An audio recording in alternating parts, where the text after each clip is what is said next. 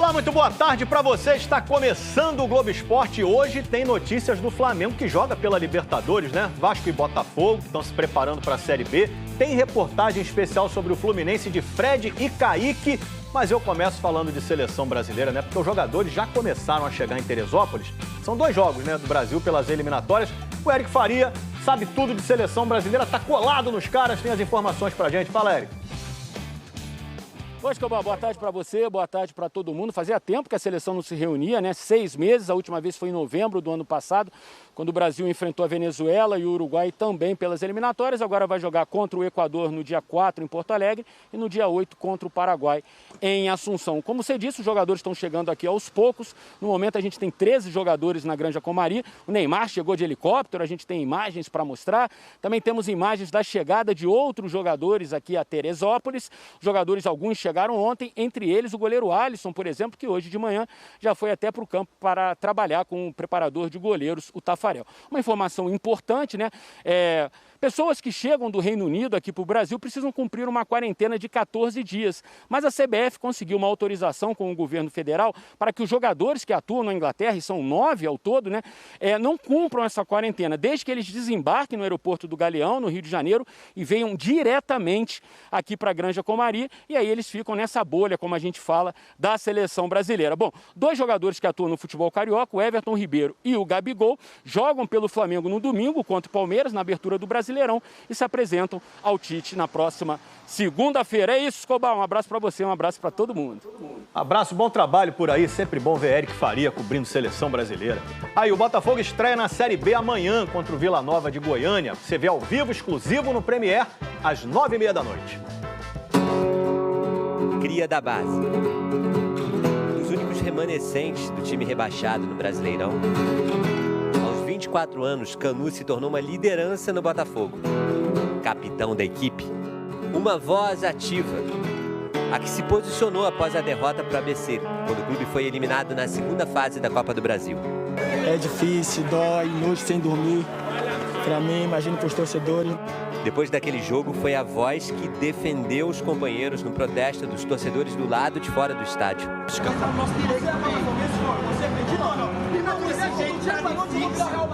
Cara, ali a gente sai de cabeça quente do jogo, né?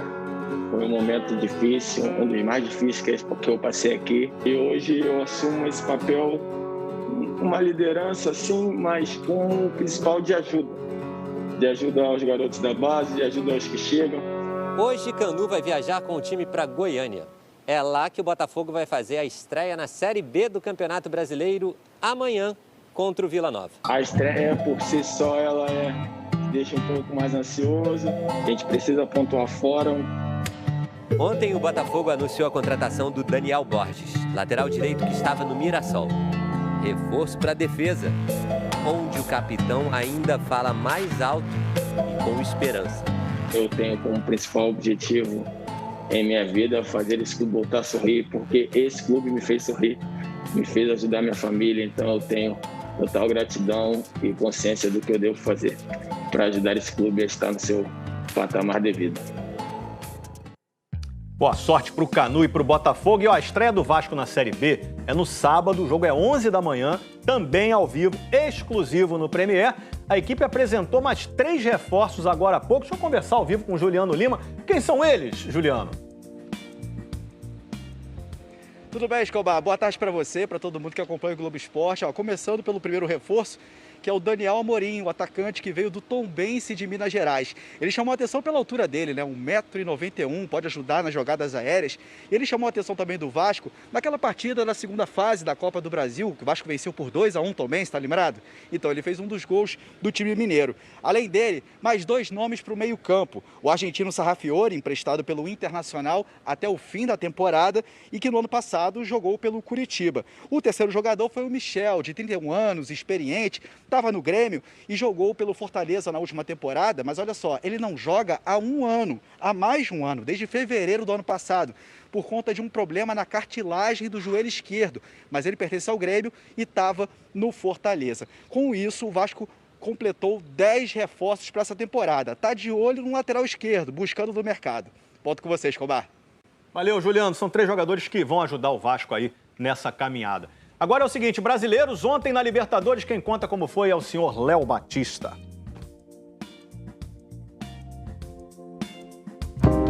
...1984, um ano que me lembra o Grande Irmão, não do Big Brother do nosso Thiago Leifert, mas o livro 1984 de George Orwell, que inspirou o nosso BBB. Aliás, o livro viralizou esta semana, eu vi aqui na minha rede social, ó. Olha, essa aí é a irmã da Fly, que participou do BBB 20. Ela ganhou um exemplar bonitão do livro 1984. Não parecia muito feliz com o presente, não. Mas aí, abriu e tinha um celular no lugar das páginas. No meu tempo, livro bom é pra se ler, né? Ou seja, uma BBB usando um livro que fala da vigilância do Grande Irmão. Como eu aqui, no Globo Esporte, falando de mim mesmo, no Globo Esporte. Taça Libertadores da América. O Santos perde para o América de Cali e fica numa situação difícil no grupo 3. Pois é, o Santos não conseguiu sair daquela situação complicada que eu estava falando lá em abril de 84. E até ontem tinha sido a única eliminação do Santos numa primeira fase da Libertadores. Bom, até ontem, né? O Santos precisava ganhar do Barcelona de Guayaquil, no Equador, e que o Boca Juniors não vencesse o Strongest em Buenos Aires. Missão ingrata que piorou logo. O Almendra acertou um chutaço pro Boca com 2 minutos de jogo. E o Damian Dias colocou o Barcelona na frente do Santos aos 14. O Caio Jorge empatou pro Peixe e deu uma esperança que durou pouco. O Barcelona fez 2-1, de novo com o Damian Dias. E o Montanho fechou a vitória, 3-1. O Boca também fez mais 2 em Buenos Aires e venceu por 3-0. O grupo terminou então com o Barcelona em primeiro e o Boca em segundo. Agora, você já viu alguém estar perdendo de 5-1 e sair comemorando quando conseguiu fazer 5-2? Aconteceu com o Pérez Greco do Deportivo Táchira. Saiu vibrando porque uma derrota por 3 gols de diferença classificava o time da Venezuela contra o Olímpia do Paraguai, que precisava vencer por 4 gols de diferença. E o Ortiz conseguiu salvar a vaga do Olímpia aos 37 do segundo tempo. O jogo do Inter não passou nem perto dessa emoção. 0-0, meio sem graça, mas o que importa para os colorados é a classificação para as oitavas como primeiro do grupo. Mestre Léo Batista, olha, o Santos aqui não vai para as oitavas de final da Libertadores, mas segue para as oitavas da Copa Sul-Americana, que é o prêmio de consolação para quem fica em terceiro lugar nos grupos da Libertadores. Falando em Sul-Americano, o Bahia perdeu para o Montevideo City Torque do Uruguai por 4-2 e não conseguiu a classificação para as oitavas.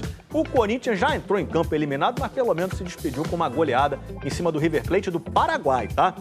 Com um golaço iniciando essa vitória, quer ver, ó? Bola vai sair ali para a entrada da área, o zagueirão não consegue pegar nela. E olha o chute do Ramiro, meu amigo, lá na gaveta. 1-0 Corinthians. Aí depois, jogada pela direita, o Jô, de direita, que não é a perna boa, fez o gol. Ele agradeceu ao Bruno Mendes ali, ó. Valeu o passe, hein, garoto? 2-0 Corinthians. Depois, Matheus Vital, aquele revelado pelo Vasco na saída do goleiro. 3-0 Corinthians. E o Ramiro ainda teve tempo de fazer mais um. Terminou assim, Corinthians eliminado, 4. River Plate do Paraguai, 0. Com a força de ataque da Fernanda Garay e os bloqueios funcionando bem, a seleção feminina de vôlei venceu mais uma na Liga das Nações. Passou fácil pela República Dominicana por 3-0. Segunda vitória em 2 jogos, uma boa preparação para os Jogos de Tóquio. Hoje tem mais. Jogo contra a forte seleção dos Estados Unidos, a partir das 2h30 da tarde, no Sport TV 2. Basquete 3 contra 3. A modalidade vai estrear nas Olimpíadas de Tóquio. E além do número de jogadores, claro, né, tem outras diferenças para o basquete tradicional.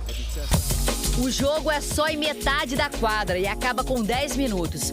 Ou se uma equipe fizer 21 pontos, o que vier primeiro. O arremesso dentro do garrafão vale 1 ponto. De fora, em vez de 3, vale 2 pontos. Tá rolando o pré-olímpico masculino na Áustria, 20 equipes disputando 3 vagas.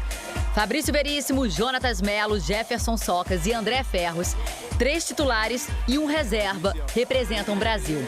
Primeira seleção venceu a Turquia por 21-6. E no basquete 3 contra 3, a galera joga 2 vezes por dia. A segunda partida foi contra a República Tcheca.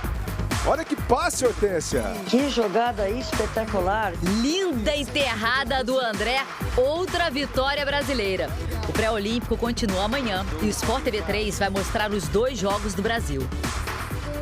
Olimpíadas de Tóquio, despertando o melhor de nós. Seguimos com essa semana cheia de reportagens especiais. A de hoje é do Fluminense, que estreia sábado no Brasileirão. E tem também o Flamengo, que decide hoje o primeiro lugar do Grupo G da Libertadores, depois do intervalo.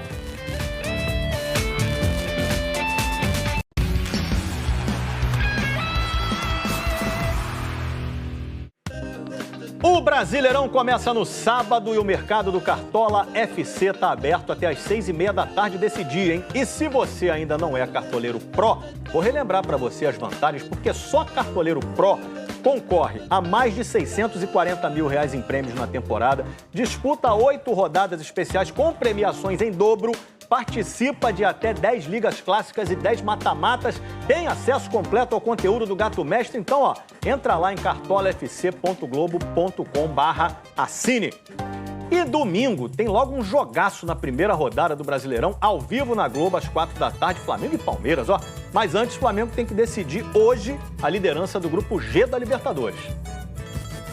Hoje termina a fase de grupos da Libertadores e o Flamengo enfrenta o Vélez Sarsfield da Argentina no Maracanã. A vaga para a próxima fase já está garantida e o time de Rogério Ceni só precisa de um empate para avançar em primeiro lugar do Grupo G. Para mim, acho que é sempre fundamental ganhar, principalmente em casa. Ser primeiro ou segundo nunca é questão, porque é absurdo pensar nesse modo. Acho que você tem que ganhar todos os jogos, tem que mostrar supremacia. Pet, estou te ouvindo falar de Flamengo e pensando aqui que foi no dia 27 de maio, só que há exatos 20 anos que você fez aquele gol marcante na história do clube, né? Aquele gol de falta na final do Campeonato Estadual de 2001, dando o tricampeonato para o clube. Queria aproveitar então para saber de você, como é que você se sente numa data tão importante? Nem acredito que passaram 20 anos já e um gol tão marcante. Marcou toda uma geração, não só a geração do Flamengo, dos jogadores, meus colegas, mas também a geração dos torcedores. Então foi um momento emocionante, histórico e estou muito feliz, né, agradecido de ter feito um gol nesse momento, 43 minutos do segundo tempo. E fomos mais felizes, conseguimos essa vitória impressionante e trazer o tetra-tri para o Flamengo. Gols de falta, aliás, tem sido um problema para o Flamengo. O último foi marcado por Diego em 10 de junho de 2018 contra o Paraná pelo Brasileirão. Para o jogo de hoje, pela Libertadores, o Flamengo tem como opção o goleiro Diego Alves, que está recuperado de um problema na coxa e voltou a ser relacionado. A zaga terá Rodrigo Caio ao lado de Bruno Viana ou Gustavo Henrique, já que o William Arão foi expulso na última partida. No ataque, Pedro deve fazer dupla com Gabigol, já que Bruno Henrique também cumpre suspensão. E quem sabe o aniversário do histórico gol do Pet não inspire os jogadores na hora de cobrar uma falta. E, se quiser, dá uma olhada na minha aula, aprenda com o Pet, gol do falta, como se bate falta com maestria, e talvez ajuda. Um abraço. E marra, hein, Pet? Uma dica pra você agora, podcast GE Fluminense traz os bastidores da vitória sobre o River Plate, que garantiu o tricolor nas oitavas de final da Libertadores e também a expectativa para a estreia no Brasileirão. ge.globo/GE Fluminense e nas principais plataformas de áudio também. Fluminense estreia sábado no Brasileirão, pega o São Paulo no Morumbi, com muita expectativa numa dupla de atacantes. Essa dupla começou a temporada 2021 bem na foto. E como tem prazo de validade curto, é bom aproveitar para ver Fred e Kaique juntos no Brasileirão. Eu acho que nós estamos diante de um grande jogador e que nós estamos tendo o privilégio de desfrutar, né, dessa joia no seu início. Fico feliz por estar estreando numa competição tão grande como o Brasileiro. Kaique está vendido para o poderoso Manchester City. Se apresenta ao atual campeão inglês em janeiro do ano que vem. Ou seja, vai jogar o primeiro Brasileirão da vida e depois não se sabe quando, nem se um dia volta a jogar o nosso campeonato nacional. E como o Fred já está mais perto do fim da carreira, fica difícil imaginar um reencontro dos dois em campo no futuro. Fred já tem um nome marcado na história tricolor. Não só aqui na sala de troféus, com 2 títulos brasileiros, por exemplo, um deles esse aqui, de 2012, mas também com um acervo de imagens riquíssimo, dos quase 200 gols que já tem com essa camisa. Já Kaique está só começando, e aí para entender de onde vem essa badalação desde os tempos de criança, é preciso revirar alguns arquivos pessoais dele.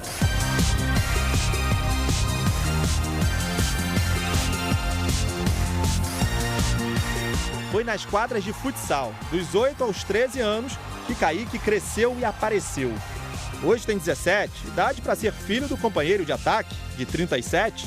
É uma garotada encabeçada por Kaique, que pode ajudar e muito Fred a bater marcas pessoais históricas no Brasileiro. Tem esses números aí que são palpáveis, que estão próximos.